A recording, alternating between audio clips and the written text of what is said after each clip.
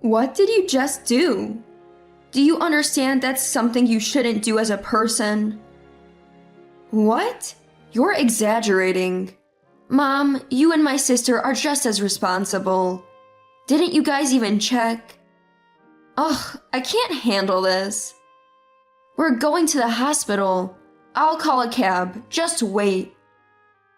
Matthew's voice was so loud it drowned out the arguing between his mother Olivia and sister Ava. Finally, I felt a little bit of relief knowing my husband was concerned for me. I was then whisked away to the hospital by cab. After receiving treatment and coming home, I was shocked to find the house in complete chaos. My name is Sarah and I'm 28 years old. I've been married to Matthew for almost 2 years now. We built a house on a plot of land given to us by Matthew's parents, who live nearby. We spend more time with them and Matthew's sister Chloe's family, who also lives close by, than with my own parents. The relationships have been good. My friends often say they can't believe how well we all get along. My family always pesters us about wanting to see the grandkids. I'm so jealous of you, Sarah.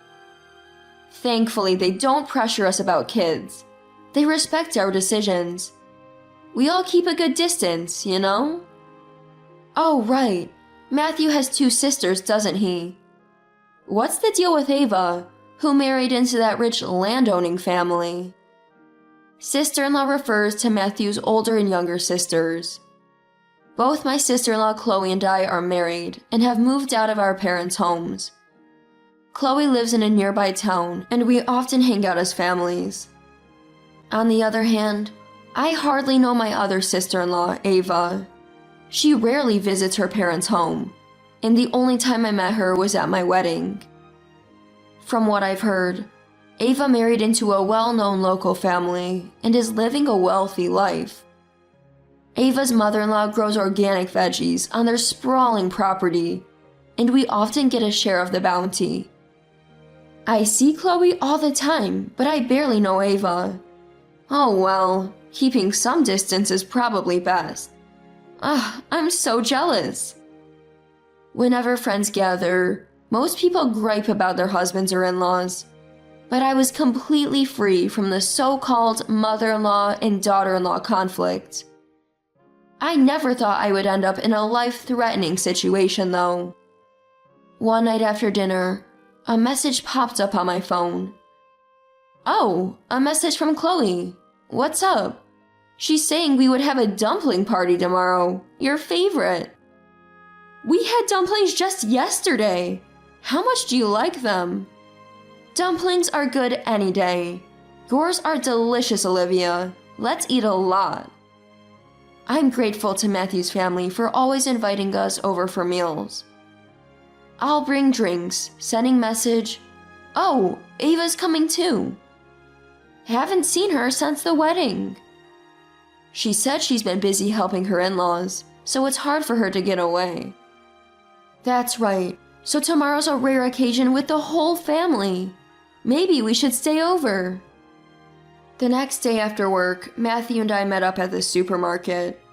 We bought drinks, appetizers, and desserts for 6 people. Us, my in-laws, Chloe and Ava. Then we headed to Matthew's parents' home. Hello! Wow, I can smell the chives from the doorway. Come on in, come on in. Truth be told, dumplings are Olivia's specialty. I've had many different kinds, and I've always been proud of her culinary skills. Chloe, we brought drinks. Long time no see, Ava. Wow, thanks. Ava, could you bring out some ice and glasses? Sure. Thank you for prepping. Chloe and Ava, I'll help out. Olivia and Chloe were on dumpling duty, while Ava took care of frying. Honestly, there wasn't much left for me to do. Ava's family gave us lots of fresh veggies. Today's all about vegetables. The dumplings have a lot of chives, Sarah's favorite. Sit down, both of you. Let's toast. While I was pouring the drinks, Ava quietly finished frying the dumplings. Then he handed me the baked goods, saying he could do it later. And here you go. Thanks, let's eat. Wow, that's a lot of chives. Huh? I can't taste the chives at all. I kept chewing, but the garlic chives had no flavor. So I took a look at what was in my plate, and sure enough, something that looks like chives was there. I wondered and kept eating. Is this a different kind of chive or something? This chive is really mild, huh? No way, it's super strong. Really? I put a lot in there. Maybe you're numb to it because you've had too much chive dumplings? It was Olivia who clapped my hand. I looked up at Olivia, puzzled and scared. She looked back at me, her face white as a sheet, trembling, and said, "Don't eat another bite. Spit it out now. Matthew, you too." Although we stopped eating, it was too late for the bites we'd already swallowed. Olivia's urgency even sobered up a tipsy Brian. What the heck is going on? Olivia, what happened? I already swallowed. Ignoring me, Olivia picked up the dumplings from the floor, compared them, and murmured something meaningful. No way. Chloe, sensing something was wrong, ran to the kitchen and hurried back holding what was left of the chives. This is the leftover chive we used, right? Matthew, the one you ate smelled like chives? Yeah, it was really pungent. Sarah, you didn't feel anything? Nope. Turns out this isn't a chive. It's poisonous daffodil. Sarah, how are you feeling? Didn't you check when you made it? I did. There's no way I'd confuse odorless daffodils with chives. I checked the ingredients too. These are the leftover chives, no doubt about it. To my horror, what I had eaten was not chives, but poisonous daffodils. Daffodils often grow alongside chives and look very similar, especially when they're not flowering. Actually, Chloe is a professional nutritionist and chef. She knows all about food poisoning and would never mistake the two. Why would there be daffodils? Ugh. Within 30 minutes of eating, I was hit by an overwhelming wave of nausea, confirming my suspicion that the dumplings contained poisonous daffodils. Call a cab to the hospital. We hailed a cab and headed for the hospital, thinking that Matthew may have also consumed the poisonous dumplings. While I kept vomiting, Matthew showed no symptoms. Could we have eaten the same thing and only I got sick? After explaining our symptoms at the emergency room, I was immediately seen by a doctor. Fortunately, because I hadn't consumed much, anti-nausea medication quickly alleviated my symptoms. Matthew was examined as well, just in case, but he was fine. Sure enough, I was the only one who had eaten the dumplings filled with poisonous daffodils. I had the regular chives in mine. Why was Sarah's different? I don't want to think about it, but it had to be tampered with when it was made, right? Exhausted in the taxi ride back, I was thinking the same thing. Could someone in the family have done it on purpose? Upon returning to my husband's family home from the hospital, we heard Ava furiously berating Chloe. You murderer! Startled by her shocking words, we turned towards each other and rushed to the living room. Ava was accusing Chloe. Admit it, you switched them on purpose.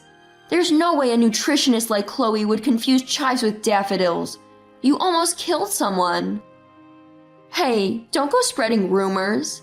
Mom and I double-checked, and even you said the chives smell strong when we were wrapping them. What? So you're shifting the blame? Then Mom is equally guilty. I can't even go outside anymore, knowing my family are murderers. Whoa there, you're accusing us without checking your facts. Do you even hear yourself? The more I think about it, Chloe seems most suspicious.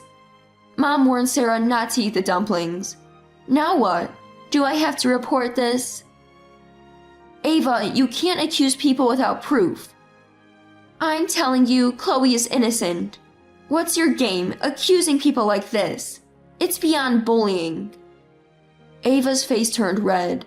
She was visibly furious. But it seems like Ava wasn't defending me. She was desperate to prove Chloe was guilty. Ava, calm down. Yeah, Sarah and others returned safely. Why are you blaming us? Oh, so you're covering it up just because Sarah is fine? Ava, you're being weird. Sure, Chloe and I made the dumplings, but who was in charge of cooking?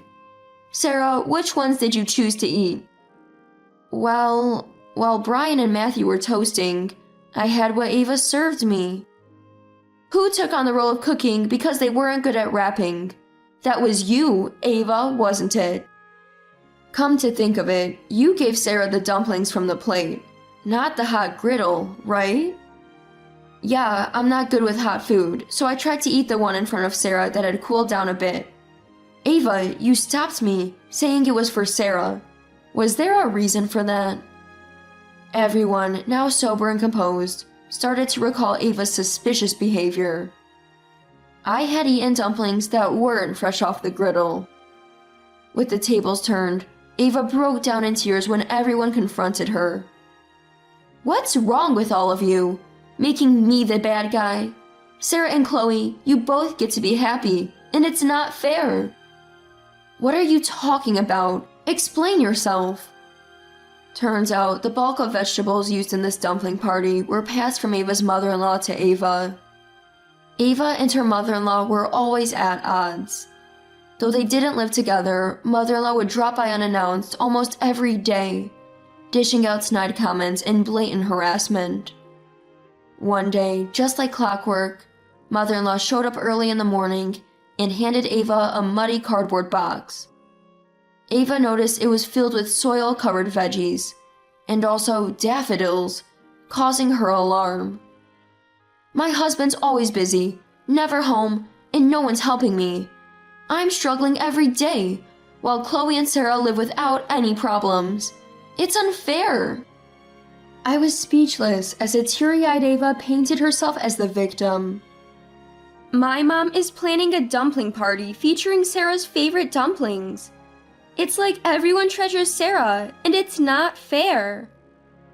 Ava was frustrated that while she struggled, I built good relationships effortlessly with Olivia, Brian, and Chloe.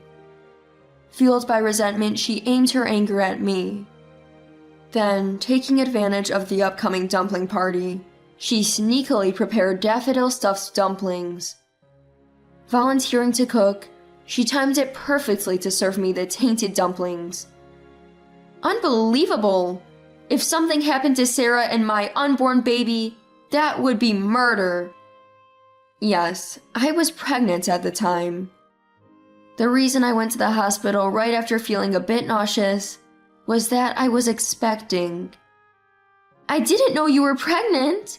If you only felt a bit nauseous, you won't miscarry. Get out! How dare you not apologize after doing something so horrific? Never come back. What? Whatever. I don't care about any of you anyway. Goodbye. Fast forward 1 month. After the poisonous dumpling fiasco, my unborn baby is doing fine, and I frequently receive caring messages from Olivia and Chloe. As for Ava, her husband was livid after confirming she had intentionally served the poisoned dumplings. When told by Olivia that Ava was stressed from mother-in-law's harassment, he was even more furious. Ava's husband, who learned from Olivia that Ava was stressed from harassment by her mother-in-law, was apparently even more infuriated. According to Ava, the claims that her mother-in-law bullies her and that her husband doesn't protect her are just lies she makes up to play the victim. In reality, they seem to maintain a reasonable distance from each other. In other words, Ava's actions were solely driven by her disliking me. Ava had been spinning lies to her mom friends and other acquaintances to suit her own agenda. When faced with divorce, she had no one to turn to and ended up moving back to her parents' house alone. Brian, appalled by Ava's inexcusable behavior and lack of apology, kicked her out at least once. However, Olivia brought her back home due to concerns about leaving someone who could serve poisoned food to others unchecked. They're in the process of re-educating her from scratch. Due to her repeated lies, Ava has lost trust from both family and friends. Now a recluse, she has aged dramatically. Despite her lonely and isolated life, she still posts online blaming me for everything. Chloe found out that she's living without even a mobile phone now. There's no way we're letting our child meet a woman who still refuses to reflect